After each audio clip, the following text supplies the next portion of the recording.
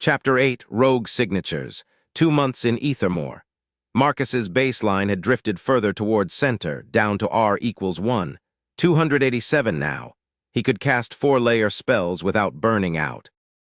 He'd learned to read RU inscriptions fluently, and he could command a fleet with enough precision to thread them through moving obstacle courses. Then Polly introduced him to the concept of rogue agents. "Every system has adversaries," she said, pulling up a case study on the chamber walls. "People who try to subvert the protocol.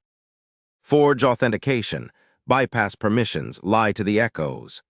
The case study showed a familiar name, Kael Nightwhisper, the archmage who'd nearly collapsed Aethermoor 3 centuries ago. Kael's strategy was elegant, Polly explained. He didn't attack the protocol, he convinced it.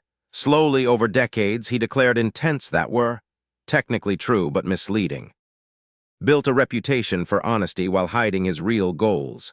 Marcus studied the logs, social engineering, he hacked the trust model. Exactly. By the time anyone noticed, his authentication was so deeply trusted that the echoes stopped questioning him. He could declare anything. This mountain should be a lake, this person should cease to exist, and the protocol would comply.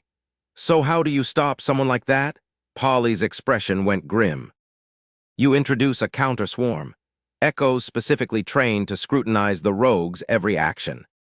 Force the protocol to re-verify them at maximum paranoia. She pulled up another diagram, 2 swarms, red and blue, locked in conflict. It's consensus warfare. The blue swarm trusts Kael. The red swarm doesn't. They fight for majority vote. And the red swarm won, barely. Kael's authentication dropped below threshold. He flickered, then erased. Polly closed the diagram, but it cost us. 12 archive keepers died maintaining the counter-swarm. The protocol was unstable for years afterward. Marcus felt a chill. So the defense against a trusted adversary is mutually assured destruction. Not always. If you catch them early, before they are deeply trusted, you can isolate them, quarantine their authentication, limit their access. But once they are embedded, you're fighting a civil war inside the protocol itself. Polly nodded. Which is why we train fleets. Autonomous defense constructs that operate outside individual authentication chains.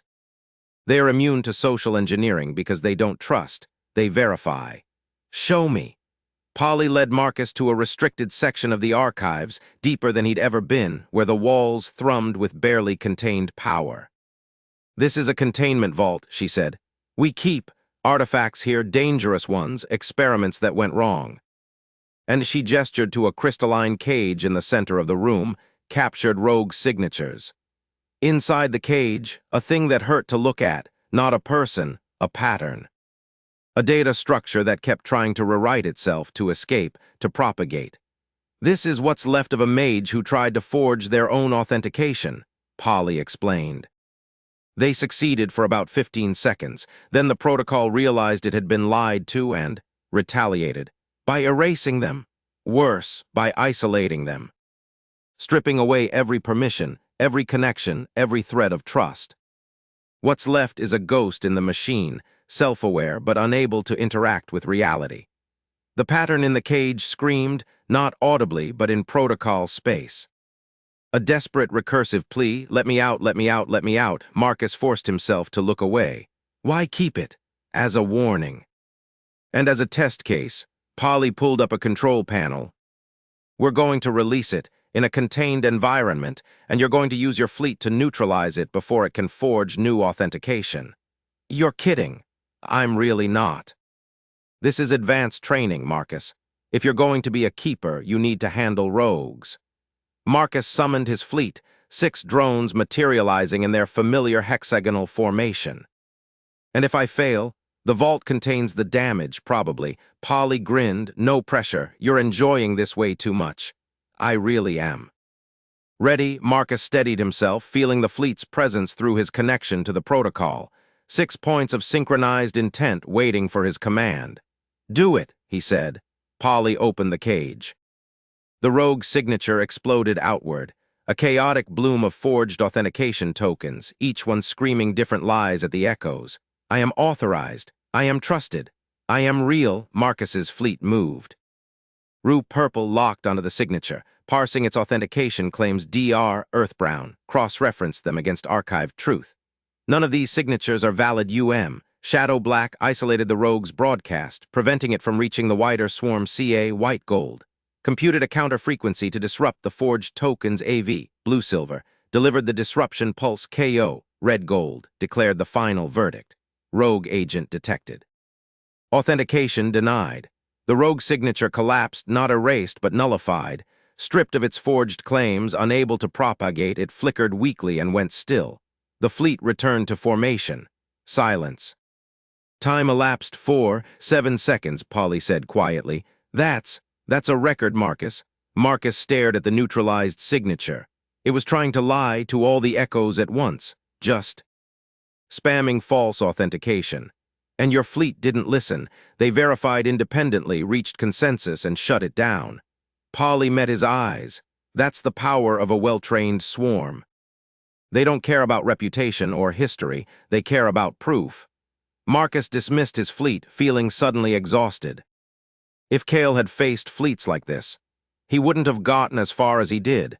But fleet technology didn't exist back then. We built it because of Kael. Learned from the mistake. She closed the vault, sealing the rogue's signature back in its cage.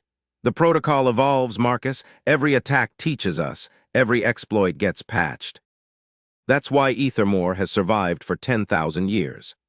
Marcus thought about Earth, about the endless arms race between hackers and defenders, about 0 days and patches, and the constant, grinding effort to stay ahead of adversaries.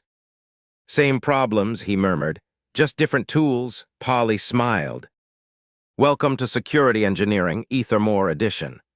SCBE mapping, rogue detection maps to detect rogue agents in swarm.ts, which identifies agents whose behavior deviates from swarm consensus.